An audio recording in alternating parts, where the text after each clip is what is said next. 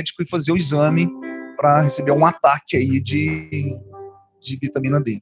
Pai, em nome de Jesus, nós nos colocamos nesta manhã. Primeiramente, Senhor, queremos abençoar esse ministério, o pastor Márcio, Senhor, toda a sua equipe aqui hoje, que nos recebe. Que o Senhor, ó Deus, o abençoe, que o Senhor toque, que o Senhor dá a ele, ó Deus, o teu cuidado, e que esse ministério seja ele próspero, que seja aqui fortalecidos no poder do Senhor, Pai. Então seja com esse pastor, seja aqui com a sua casa, então seja aqui com seus membros, e declaramos esse bairro a bênção do Senhor. Abençoamos os vizinhos aqui da frente, do fundo, dos lados. Senhor, abençoamos essa rua, esse bairro, Senhor, esse lado da cidade de Uberlândia. Que o Senhor esteja aqui, Pai, fortalecendo, abençoando, cuidando. Vem, Senhor, ó Deus, com teu Espírito Santo, ó Deus, neste lugar.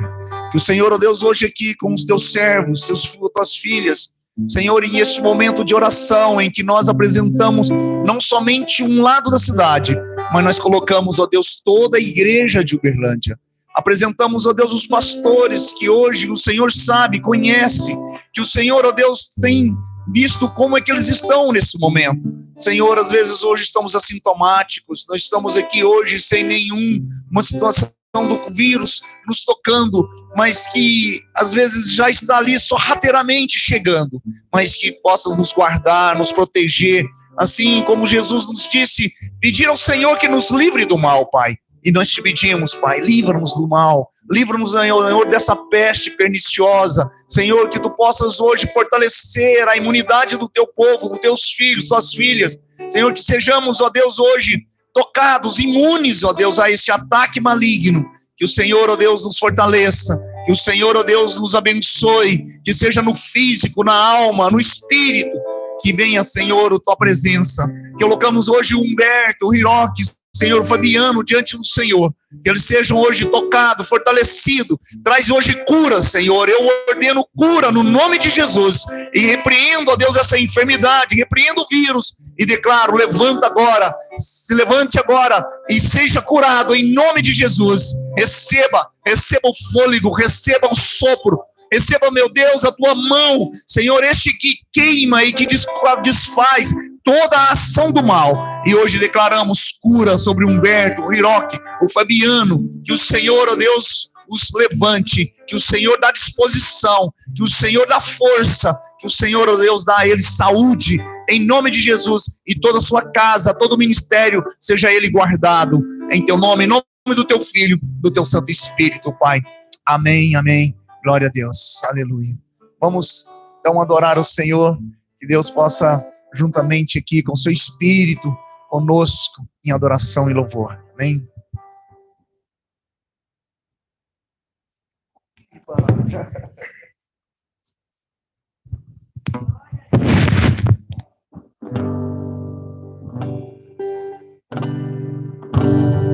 A graça e a paz, Senhor. Amém?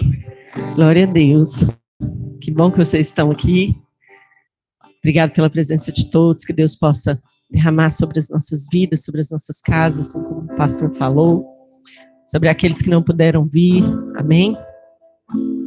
Que você possa adorar ao Senhor nesta manhã, que você possa engrandecer o nome dEle, porque o reino dEle é de bondade, é de misericórdia, e é o reino dEle que nós queremos sobre a nossa vida.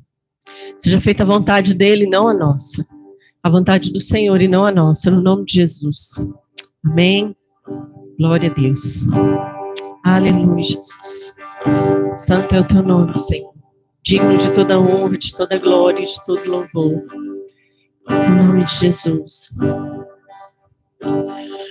Os reinos se abalam, os povos se curvam, as bocas se abrem, e as mãos se levantam para dizer que tu és o rei. Ele é rei. Para dizer que tu és o Senhor.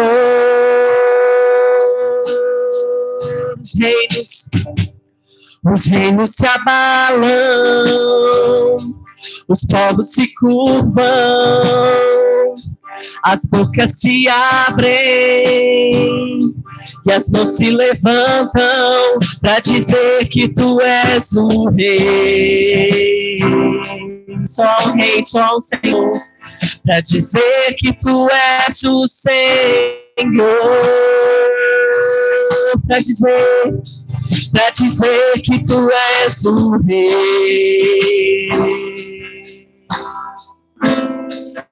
Para dizer que tu és o Senhor. Teu reino é sempre eterno, nada em misericórdia, justiça e igualdade, bondade e fidelidade. Tua igreja ora,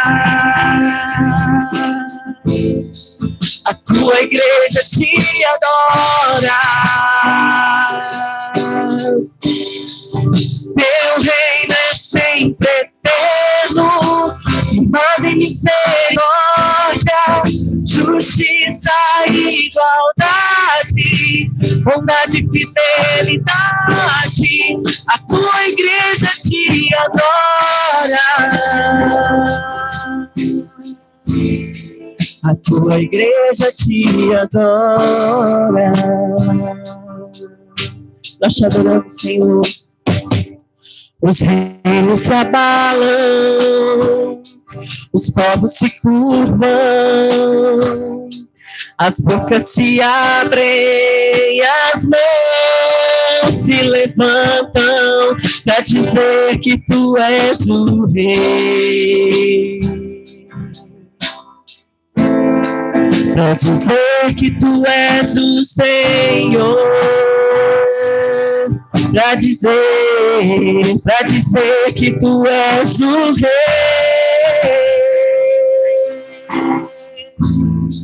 Para dizer que tu és o Senhor.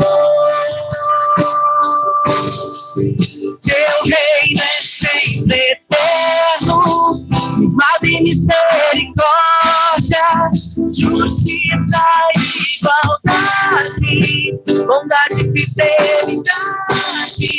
A tua igreja te adora. A tua igreja te adora. Teu reino é sempre eterno, firmado em misericórdia, justiça e igualdade, bondade e fidelidade. A tua igreja te adora.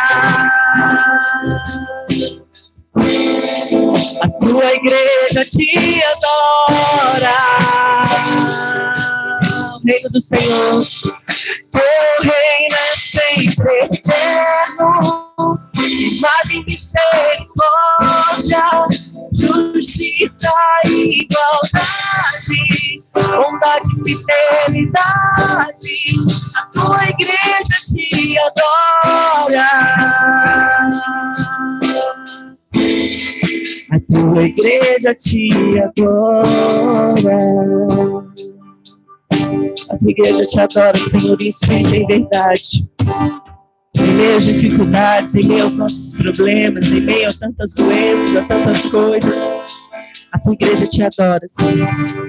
E não há nada que possa nos impedir de te adorar. Não há nada que possa nos impedir de nos entregarmos a ti, Senhor. Louvado, exaltado, engrandecido seja o nome do nosso Deus. Aleluia, Jesus.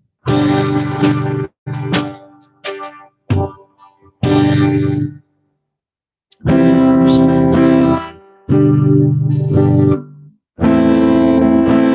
Santo, santo é o teu nome, Senhor. Tu és Deus, não há outro. Aleluia, Jesus. Minha fé não está firmada nas coisas que podes fazer. Eu aprendi a te adorar pelo que dele veio sim o amém, somente dele mais ninguém. A seja o louvor. Minha fé não está firmada nas coisas que podes fazer. Eu aprendi a te adorar pelo que é. Ele veio sim, o amém. Somente dele, mais ninguém. A Deus seja o louvor. Se Deus fizer, Ele é Deus. Se não fizer, Ele é Deus. Se a porta abrir, Ele é Deus. Mas se fechar, continua sendo Deus. Se a doença vier, Ele é Deus. Se curar eu vou, Ele é Deus. Se tudo der certo, Ele é Deus. Mas se não der, continua sendo Deus. Minha fé não está firmada nas coisas que podes fazer. Eu aprendi a te adorar pelo que é. Ele veio sim, o amém. Somente dele, mais ninguém. A Deus seja o louvor.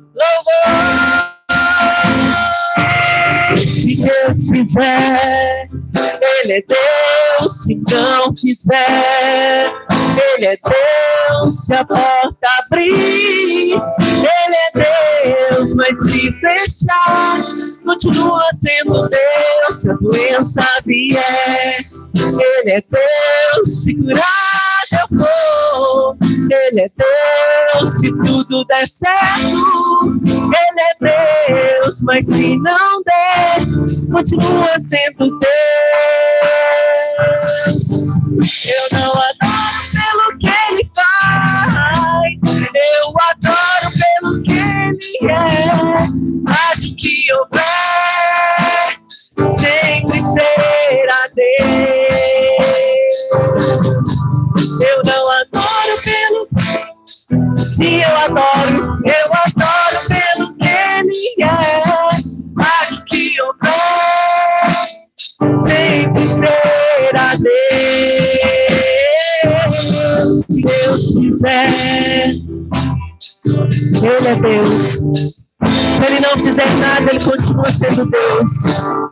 Ele é Deus, mas se fechar, continua sendo Deus. Se a doença vier, Ele é Deus. Se curar eu vou, Ele é Deus. Se tudo der certo, Ele é Deus. Mas se não der, continua sendo Deus. Fizer, Ele é Deus. Se não fizer, Ele é Deus. Se a porta abrir, Ele é Deus. Mas se fechar, continua sendo Ele é Deus. Se curar eu vou, se tudo der certo, Ele é Deus. Mas se não der, continua sendo Deus. Se não há outro como nosso Deus, Ele é Deus. Toda a honra, Senhor, toda a glória, todo louvor, toda adoração a Ti e somente a Ti, em nome de Jesus. Aleluia, Jesus. Ele é o Deus que nos ama, do jeito que nós somos, mas que quer transformar aquilo que realmente nós somos chamados para ser. Ele é o Deus que não abandona ninguém. Ele é o Deus que ouve as nossas lamentações, colhe o nosso choro. Ele é o nosso Deus. Louvado e engrandecido seja o nome dele. Antes de eu falar, tu cantava sobre mim. Ai, ele é bom.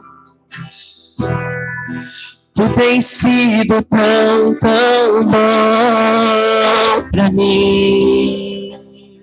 Aleluia. Antes de eu respirar, sopraste tua vida em mim. Ah, como o Senhor é bom. Tu tens sido tão, tão bom pra mim. Oh, impressionante, infinito, ousado amor de Deus. Oh, que deixa as 99 só pra me encontrar. Não posso comprá-lo, nem merecê-lo, mesmo assim se entregou. Oh, impressionante, infinito, ousado amor de Deus.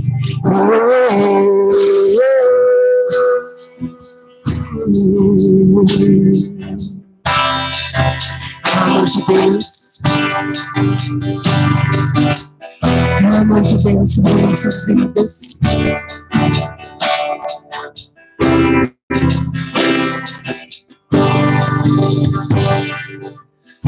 Inimigo ouvi, mas teu amor lutou por mim. Aleluia. Tu tens sido tão, tão bom pra mim. Ah, como tem sido bom. Não tinha valor, mas tudo pagou por mim. Tu tens sido tão, tão bom pra mim. Oh, impressionante, infinito, ousado amor de Deus.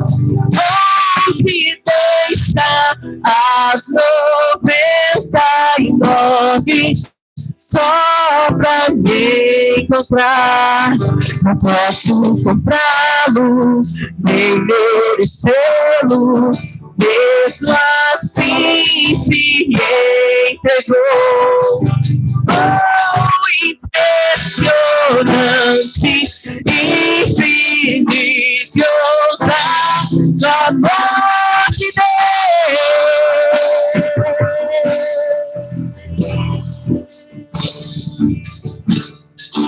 Amor de Deus é o amor de Deus.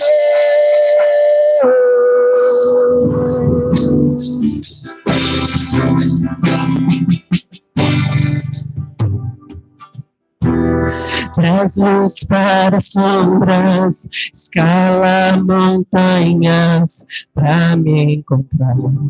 Ele derruba todas as muralhas. Derruba muralhas, destrói as mentiras pra me encontrar. Traz luz para sombras, escala montanhas pra me encontrar. Aleluias. Derruba muralhas, destrói as mentiras pra me encontrar. Declare mais forte a Ele.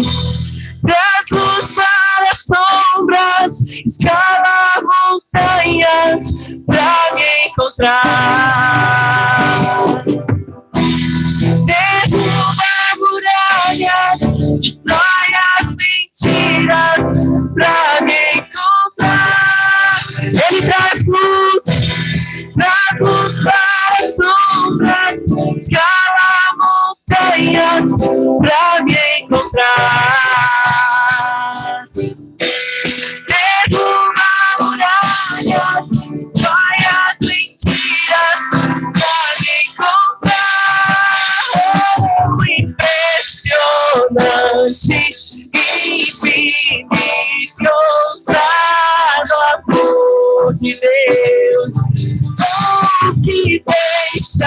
as 99 só pra me encontrar. Não posso comprá-lo, nem merecê-lo, mesmo assim se me entregou. Oh, impressionante, infinito, ousado amor de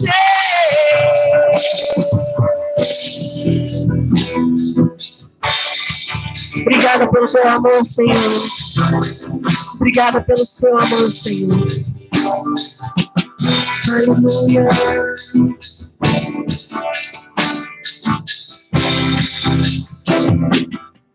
Aleluia. Glória a Deus. Louvado e exaltado seja o nome do Senhor. Amém.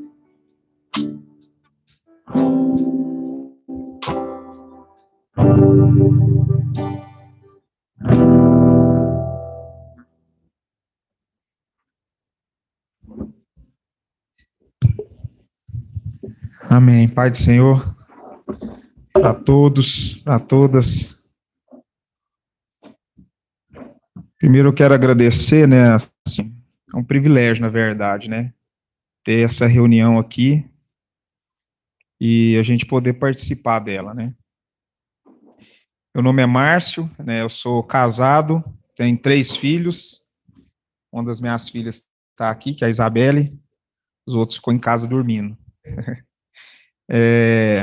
Também sou psicólogo e estou aí no Compás, né, acompanhando, tentando colaborar de alguma forma.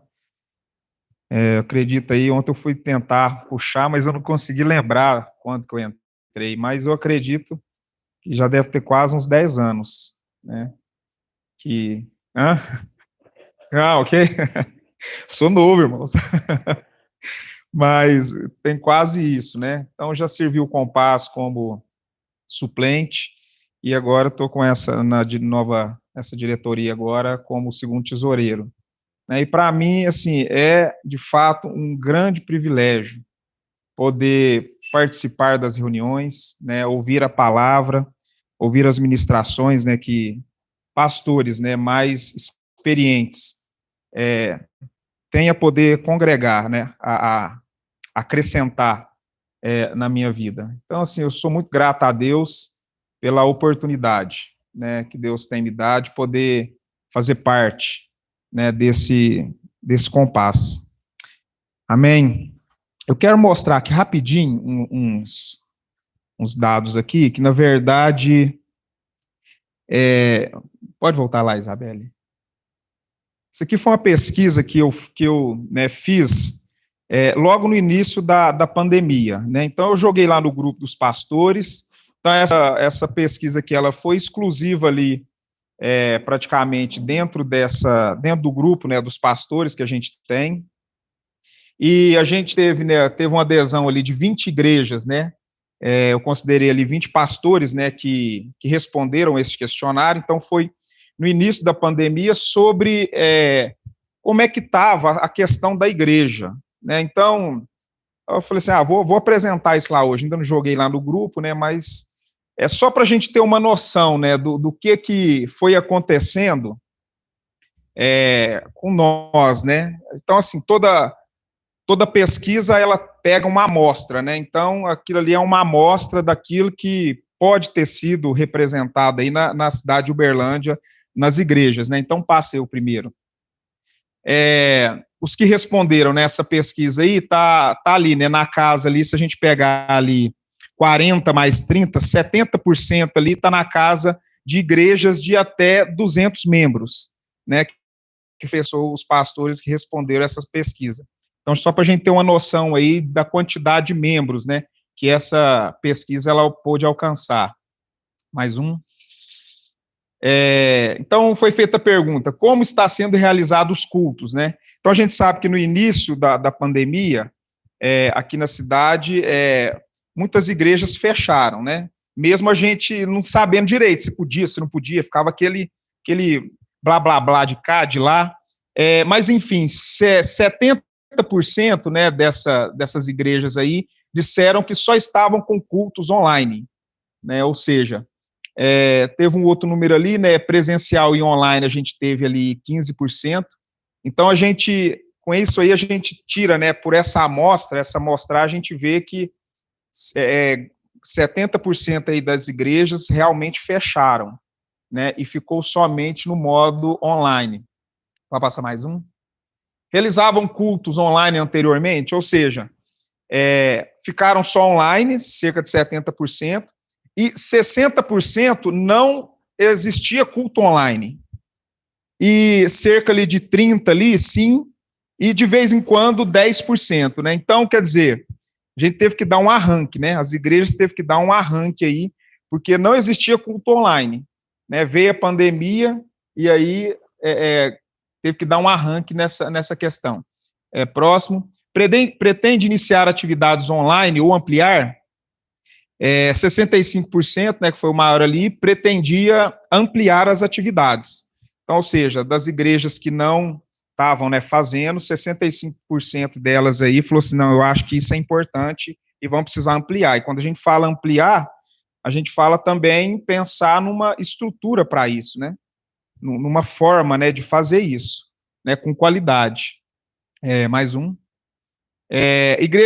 A igreja tem conta bancária, então ali 60% tinha, né, conta bancária, 40% não tinha conta bancária.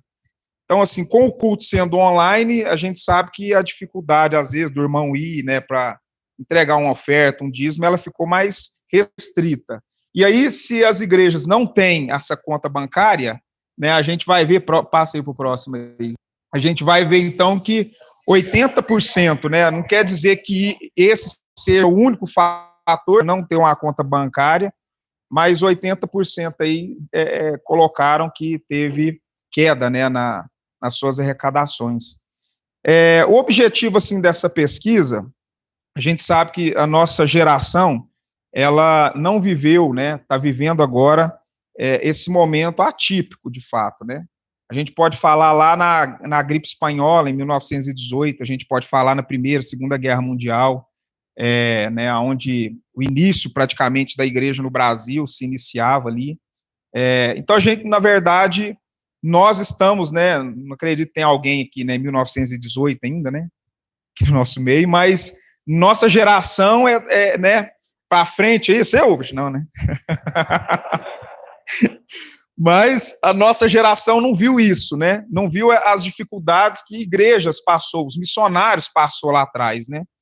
E talvez seja por isso, então, que a gente se preparou muito pouco, né, para essas questões, né? Mas Cristo já disse muitas coisas a respeito do fim dos tempos, né? E talvez para esse tipo de situação, eu, por exemplo, né, estou aí praticamente aí 21 anos, né, que sou cristão, eu nunca tive um ensino a respeito se passarmos por uma pandemia, se passarmos por uma situação de guerra, como é que a igreja precisa se fazer, como é que a igreja vai viver nesse momento.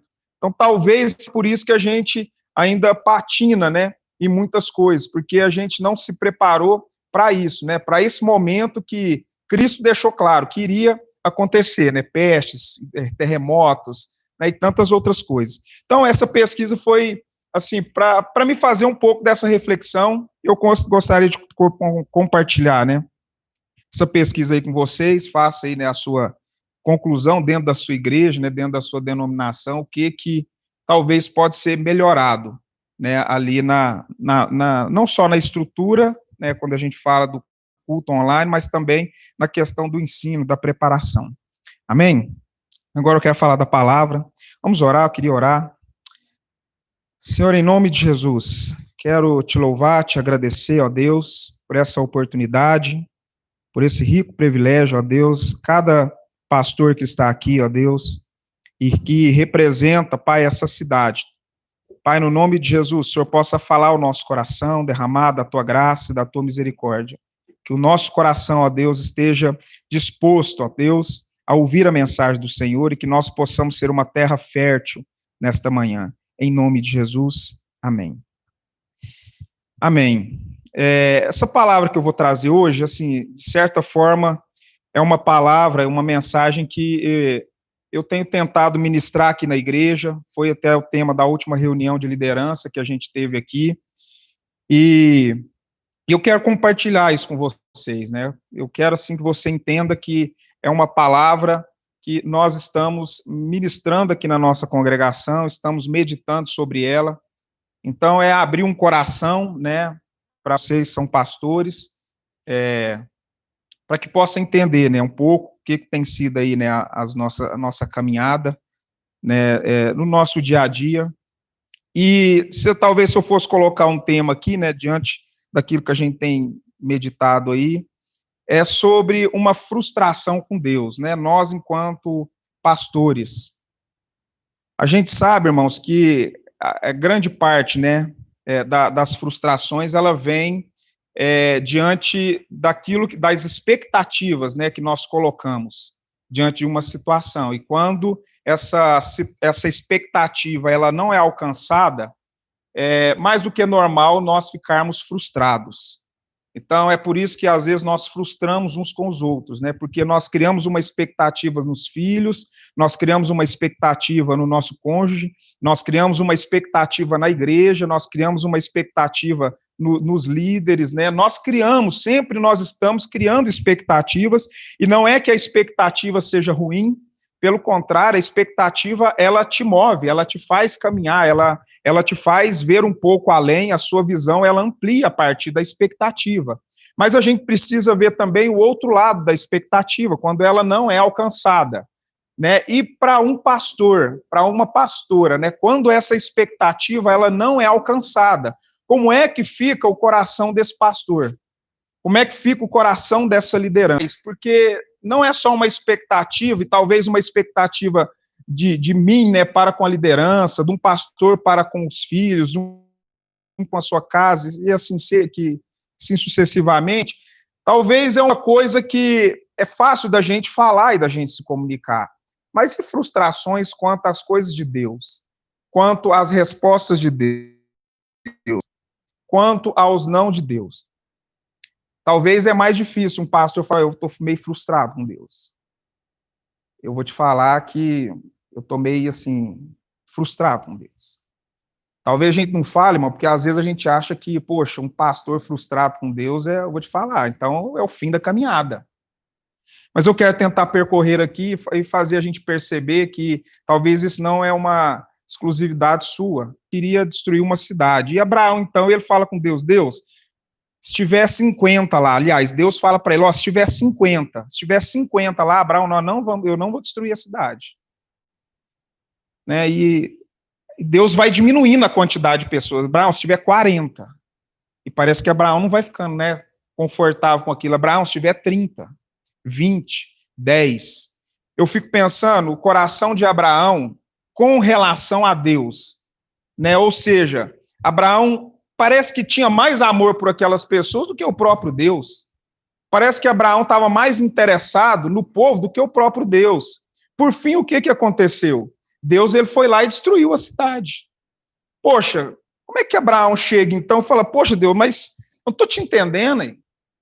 Não tinha outra possibilidade, não tinha outro meio, o senhor vai lá e destrói, né? Não sei, a convivência que Abraão tinha no meio daquele povo, o amor que Abraão tinha com aquele povo, né? Com crianças, o amor que ele tinha com os jovens, o amor que ele tinha, mais de certa forma, a expectativa que Abraão tinha para com Deus, ela foi frustrada, prevaleceu a vontade de Deus. E o que a gente percebe é que, se a gente for fazer uma análise, eu como psicólogo, eu analisando, talvez, eu iria perguntar para Abraão, se eu tivesse oportunidade, né, numa análise, eu iria dizer assim, Abraão, mas você ficou frustrado com Deus? E, bom, eu acreditando que Abraão, na sua sinceridade, ele iria dizer que sim. Porque esperava, criou-se uma expectativa a respeito de Deus, e Deus vem ali e tira. A gente pode ver também a mesma coisa com a vida de Moisés. Moisés, em determinado momento, ele chega ao ponto de falar assim para Deus, Deus, se o senhor não perdoar esse povo, se o senhor não, né, fizer algo aí sobrenatural na vida desse povo, pode riscar meu nome do livro da vida. Olha a coragem do cara, irmãos. Olha a expectativa que ele criou. Pode riscar, tira meu nome. Talvez não sabe nem o que ele estava falando, irmãos. tira meu nome do livro da vida. Aí Deus foi muito claro com ele, falou assim, ó, eu vou corrigir quem tiver que corrigir. Vai morrer quem tiver que morrer. A partir dali a gente não vê Moisés, aliás, né? Moisés falando mais nada. A partir dali a gente vê que Deus continua o processo, mas note novamente a expectativa que Moisés, um grande líder, podemos dizer, né, um grande pastor, o que né, suscita ali, né, a partir do coração dele, dessa expectativa. Talvez ele pensou assim, não, se eu colocar Deus na parede agora, dessa maneira, Deus vai se converter, né, porque eu estou amando mais esse povo que Deus, que não tem condição. E aí Deus vai lá e, dá uma palavra. Fala, não, eu vou corrigir quem tiver, vai morrer quem tiver. Eu sou Deus e pronto. E mais uma vez, né, se eu tivesse a oportunidade com Moisés e faria essa pergunta, você ficou frustrado com Deus, irmãos? Eu acredito que sim. Criou expectativa e Deus foi lá e não quis, né, dar dessa forma, né, de resposta para Moisés. A gente vê também na vida de Davi. Davi foi um homem que, né, na sua juventude, ele matou um gigante. Foi lá no rio, pegou pedrinhas, né, e no momento certo atirou e tal. Mas chegou um momento que ele começou a ser perseguido. E Davi, ele teve uma coisa, assim, curiosa, porque, assim, ele matava, né, quem se aproximava, os inimigos. Então, Deus era com ele. Mas tinha um homem que começou a persegui-lo, que era o rei Saul, e que ele ficou de mãos atadas, ele não podia matar. Teve momentos, e a gente sabe, que ele teve a oportunidade de poder ir lá e tirar a vida dele. Mas quando Davi se viu, ele estava dentro de uma caverna, e muito mais, quando o rei, né, lá daquela região ficou sabendo que Davi estava ali, o rei falou assim, mas Davi? E o texto ainda vai dizer que o rei falou assim, mas Davi era o cara que eles cantavam, compunham música a respeito de Davi, o povo dançava. Saul matou 1000, Davi matou 10.000, 10 milhares. Né? Então eu fico vendo também a história de Davi, eu falo, poxa, por que né, o cara foi lá, matou Golias, fez todo aquele alvoroço, conseguiu privilégios, né, no meio ali do governo, mas chegou um momento que ele estava, né, ele poderia se chegar diante de Deus e falar, Deus, agora eu estou aqui, dentro de uma caverna, e eu vou te falar, irmãos, uma das coisas talvez mais difíceis que foi o cara que ele saía do auge, ele matou um gigante, estava lá agora sendo reconhecido, né, era conhecido entre as nações, e agora ele se encontra escondido dentro de uma caverna, e agora quem começa a se aproximar deles? As pessoas que eram desprezadas. A Bíblia ainda vai falar que eram aqueles que estavam devendo, aqueles que, né, não estavam sem rumo na vida. Foi as pessoas que se aproximou de Davi. Davi começou, então, de certa forma, né, no nosso dito aí, a evangelizar aquele povo, né, a fazer Deus ser visto ali naquele povo. Mas, de certa forma, irmãos, eu e você, numa situação dessa, que está num auge, está num lugar, numa situação de reconhecimento, e no momento nós estamos dentro de uma caverna, há uma frustração. Fala, Deus, por que o senhor não tira o Saul do meu caminho? Eu não posso matar ele. Eu não posso ir lá no rio, catar, né, mais uma pedrinha, minha mira é boa, e acertar e derrubar mais esse gigante, né? E por que o senhor não dá um fim? Mas talvez eu também perguntaria, você ficou frustrado, Davi, quando você estava dentro de uma caverna? Bom, irmãos, eu como ser humano, eu acredito também que poderia existir uma frustração no coração de Davi quanto a essas questões, né? Que talvez a gente não compreende, Davi não compreenderia direito. A gente vê também a respeito de uma outra frustração, mas agora já ao contrário, na vida de Jonas.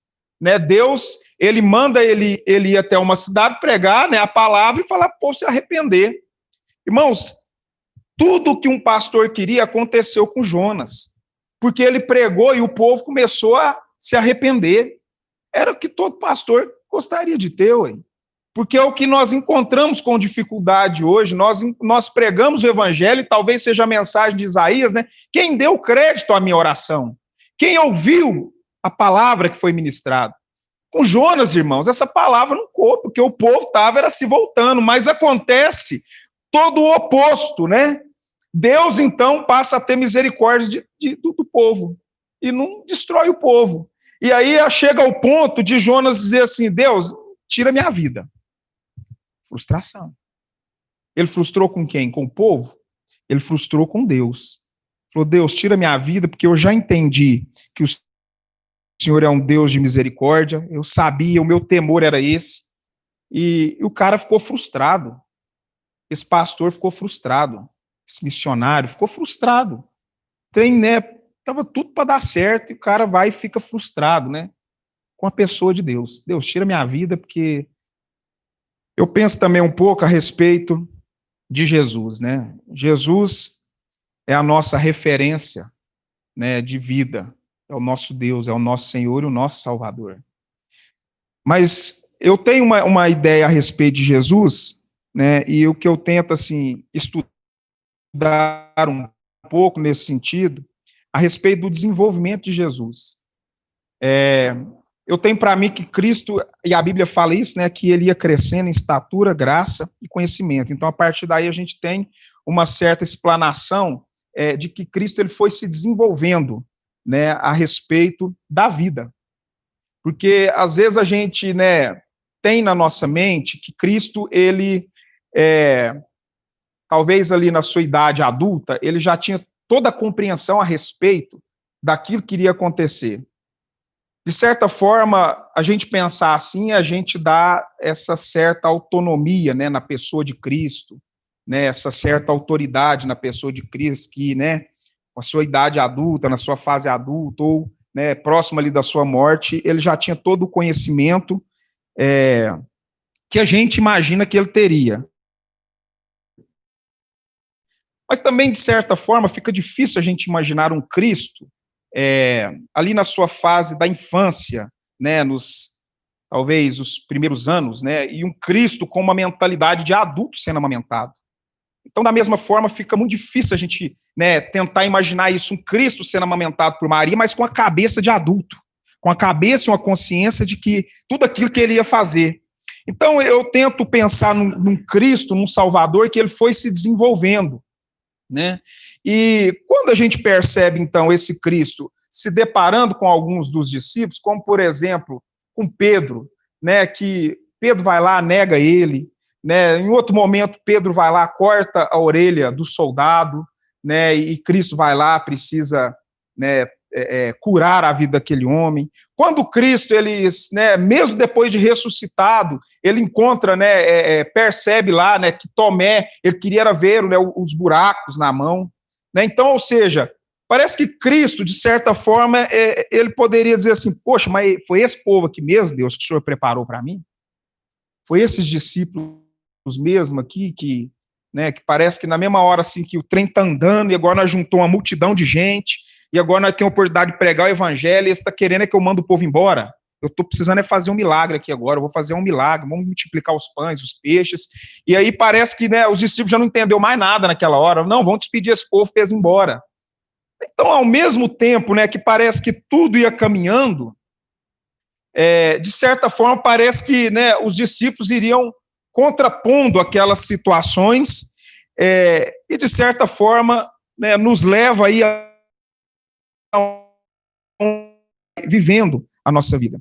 Eu queria que você abrisse lá em Abacuque, capítulo 1, versículo 2, para a gente ler aqui um pouco a respeito de mais um profeta, né, e é nesse texto que a gente tem tentado meditar um pouco mais, de forma um pouco mais aprofundado, né, sobre essa questão de nós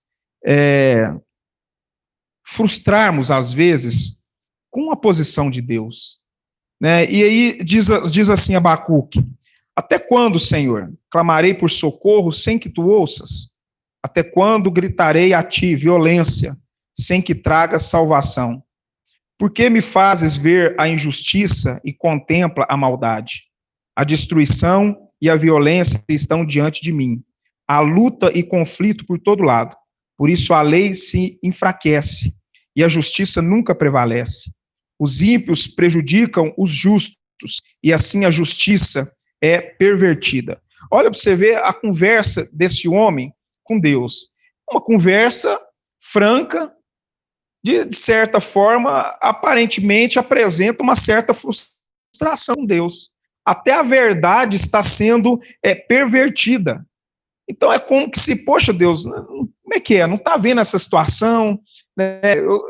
É um sentimento, uma sensação de fato, de uma frustração com a pessoa de Deus. Parece que Deus não está agindo, né? Parece que Deus não está fazendo. E sempre, né, a gente, desde lá, né, de Abraão, que a gente foi puxando e tentando resgatar algumas coisas, a gente vai ver, né, essa intenção do coração, né, desses homens. E talvez a intenção que haja no coração de nós, enquanto pastores.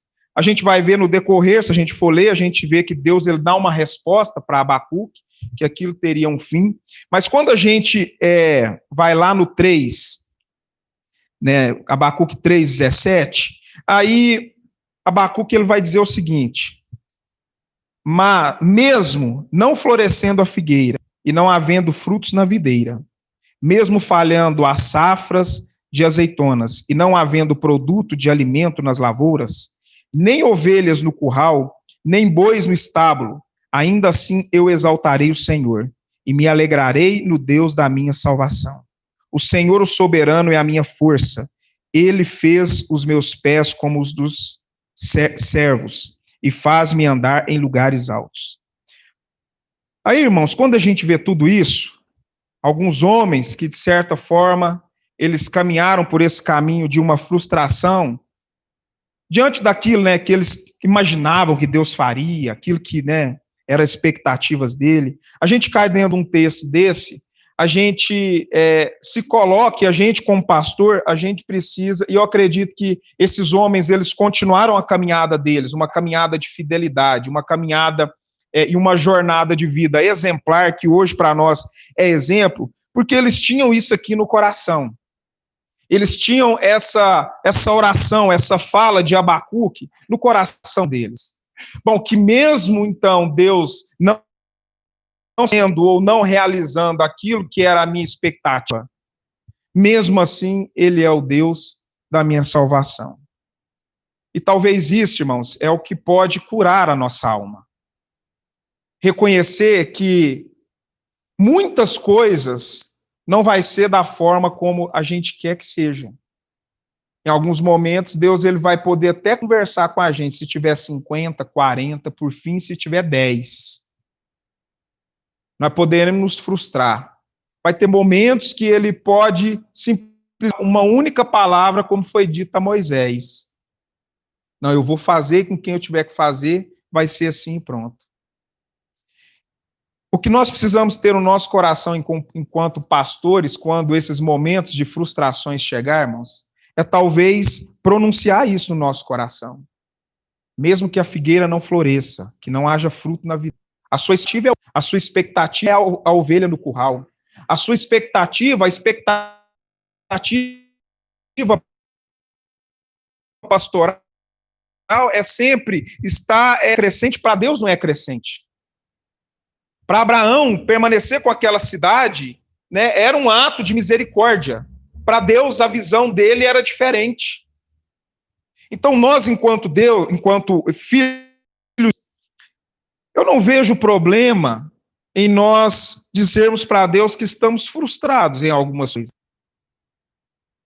Às vezes, o que nos adoece é o não aceitar que nós estamos frustrados. E aí a gente fica, né, naquele dando murro em ponta de faca. Deus não está querendo algo, a decisão de Deus é uma, mas a gente percebe, a gente quer insistir que o crescimento é esse. Esse é o melhor forma, essa é a melhor. Mas talvez os planos de Deus estejam de outra forma. E aí o que nos cabe é descansar o nosso coração enquanto pastor. Nós, em muitos momentos, dizemos que a igreja é de Cristo, mas, na prática, nós tomamos conta dessa igreja. Nós declaramos no nosso coração que nós somos o dono, quando nós insistimos em coisas que Deus não quer realizar. E aí a gente precisa parar para pensar como pastor. Porque uma das formas de ser curados, né, daquilo que tem sido as nossas expectativas, é abrindo o jogo com Deus. Não tem problema. Quantos homens Deus viu, percebeu no seu coração que estavam frustrados com a atitude de Deus. E o que fez essas pessoas caminharem, continuar a sua jornada, foi de fato entender, não, Deus ele é soberano. A minha visão de Deus, ou a minha visão a respeito daquilo que Deus tem nesta situação é outra. Aparentemente vai mostrar para nós que, poxa, então eu vou ter que ficar dentro de uma caverna? Aquilo que era meu auge, aquilo que era, né, tantas regalias que eu tinha, então é isso mesmo? Qual o problema? Qual o problema, né? Então a Bíblia vai dizer, irmãos, que nada nos separa do grande amor de Deus. Nem principados, nem potestades, nem profundidade. Nada pode nos separar do amor de Deus. Se nada pode nos separar do amor de Deus, qual é a dificuldade de nós de nos entregarmos a esse amor? Nós estamos arraizados, né, nessa prepotência de continuarmos sendo visto ou continuarmos sendo aquela pessoa, né? Nessa semana, compartilhando ainda, nós estivemos na reunião e uma pessoa disse assim, eu estou muito cansada. Estou muito cansada. Achei aquilo fantástico. Abri. Estou muito cansada. Mas eu tenho lido mais a Bíblia, eu tenho jejuado mais, eu tenho orado mais, mas eu estou cansada da igreja, da atividade da igreja. Sabe, parece que as pessoas não estão entendendo, né? Deus não está falando no coração, parece que Deus não está falando no coração das pessoas, parece que, mesmo com essa pandemia, parece que elas não querem se entregar. Eu estou cansada. Eu falei, poxa vida, se todo cristão tivesse cansado dessa maneira, lendo mais a Bíblia, jejuando mais, orando mais, isso é avivamento. Isso é um avivamento. Então é a partir disso que outras pessoas vão ver Cristo. Então, de certa forma, há uma frustração em algumas situações, mas aquilo que é a essência, essa pessoa não tirou, está viva dentro dela. Ela está entendendo, olha, mesmo que a figueira não floresça, mesmo que não haja fruto, mesmo que as coisas não cooperem da forma como eu queria, da forma como eu gostaria que estivesse, Deus, mesmo assim, o Senhor é o Deus da minha salvação. É um coração descansado. Eu não aqui, irmãos, a inatividade de um pastor que ele não está sendo, né, as coisas não estão acontecendo por inatividade. Não é isso. Eu estou dizendo que às vezes nós estamos ativos, estamos fazendo, estamos nos esforçando, mas mesmo assim, em algumas situações, Deus vai fechar uma porta. Deus vai bloquear alguma coisa. Deus não vai fazer. E aí aonde está o seu coração? E aí aonde está o seu coração? Nessa oração de Abacuque? Ou será que o nosso coração, né, está em colocar o nosso coração mais agitado ainda? E às vezes nós transferimos isso para a igreja. Então, a gente força ainda mais a igreja.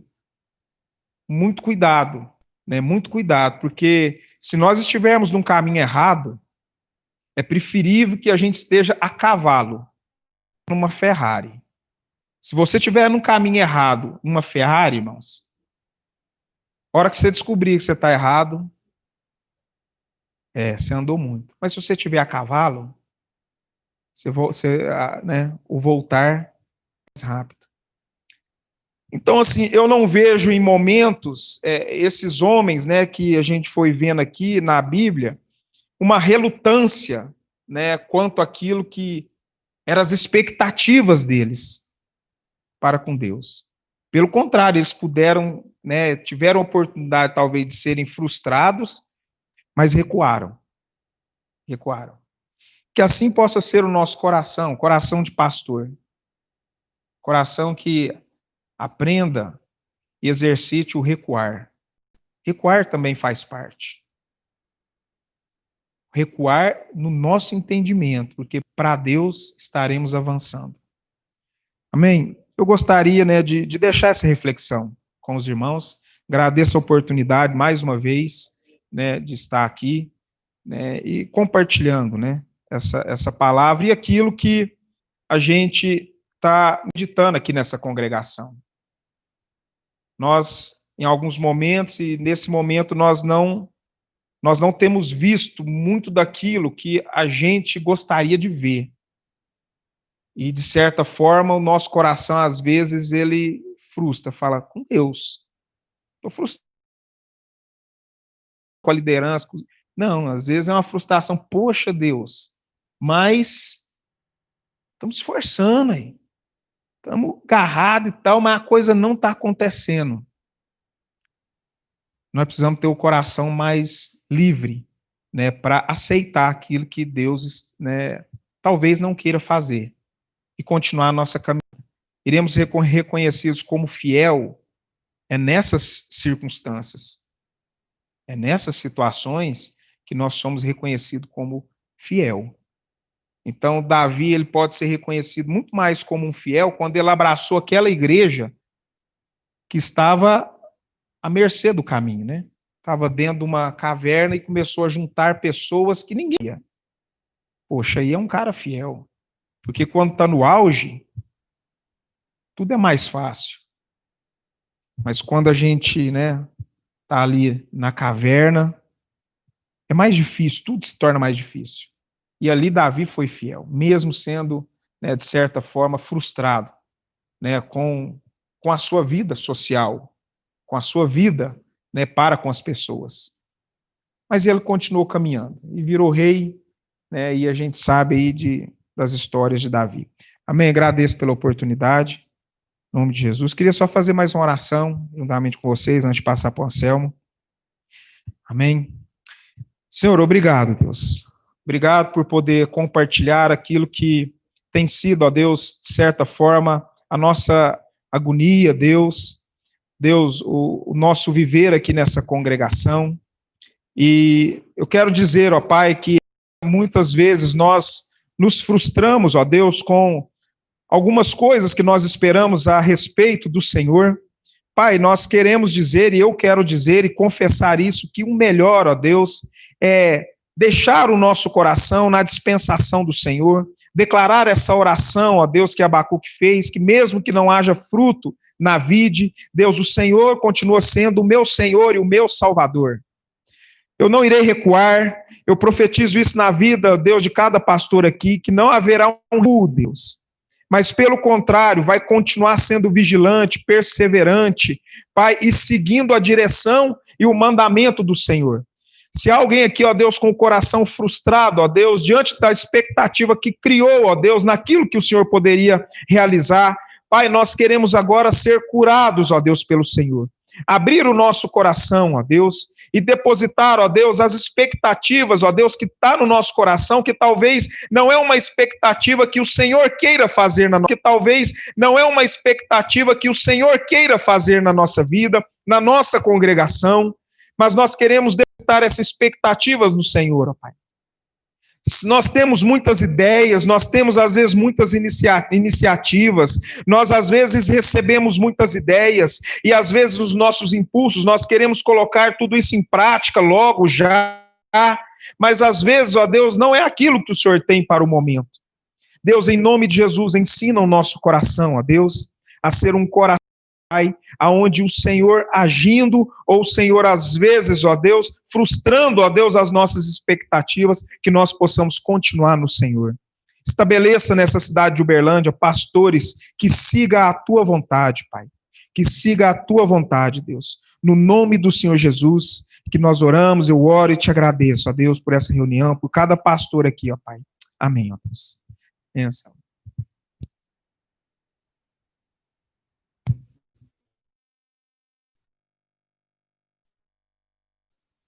Muito bom, tremendo, né?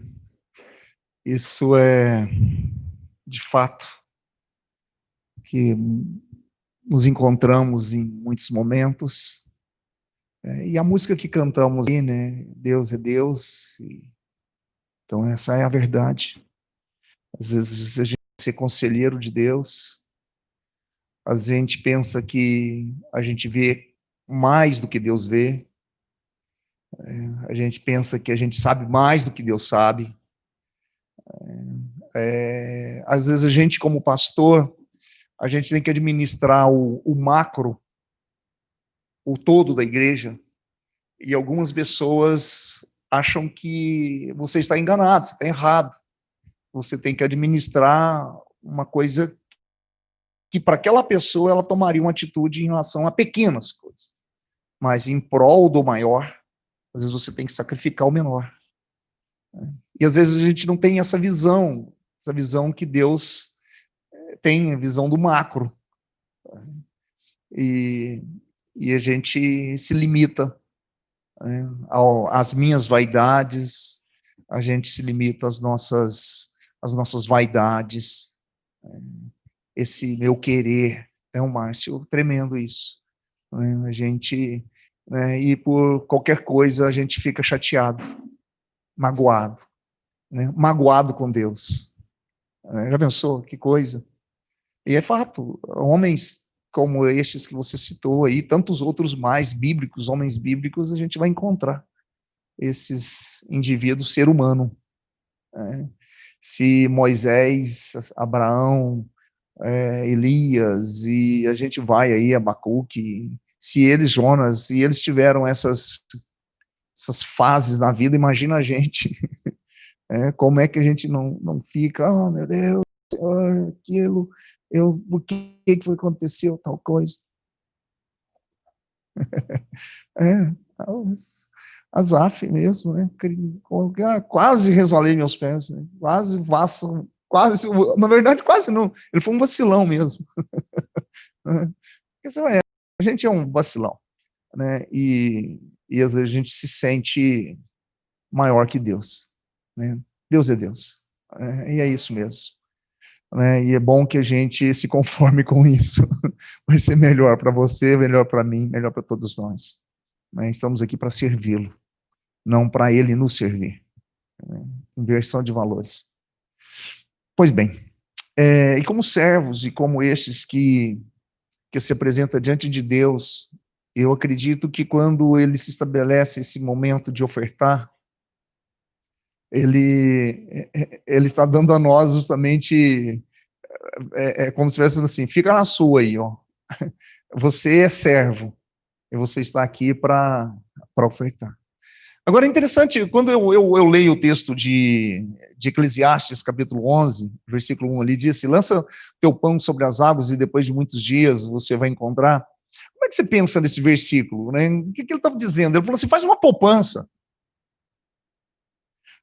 Mas às vezes, não sei, eu pensava que às vezes lançar o pão sobre as águas era jogar o pão no rio. Jogar pão no rio, você vai jogar o pão no rio e ele vai embora. O peixe vai comer, é isso. Não, mas você pegar o pão, você já pegou o pão e colocou dentro de um copo d'água? O que vai virar aquele negócio? Você viu que aquilo incha, ele cresce, ele expande, ele aumenta, né? E ele fica volumoso. Então, o que o sábio estava dizendo não é, lança teu pão no rio. E depois de muitos dias encontraram, você vai sair caçando varinha. Cadê? Onde foi parar meu pão que eu joguei aqui no rio? Será que está num canto aqui no barranco? Né? Caiu no coisa? Não, o peixe comeu. Só se for. Pronto. Tem uma saída. Mas eu entendo que você colocar a oferta na água é você ver ela crescer. É ver ela expandir. E aí, mas o que esse texto diz também? Esse texto diz como é que você sabe que você lança 7, lança 8, né? Ele fala isso, entrega semente de maneiras. É uma questão sábia de múltiplo investimento. Eu não sei se você já teve a experiência de mexer com ações, bolsa de valores. Você pega lá algum valor e aplica, e a tendência não é você aplicar, é múltiplo mercado, é você aplicar em não só na Petrobras, mas você aplica na Petrobras, você aplica no Itaú, você aplica na Apple, você aplica, então, em várias empresas.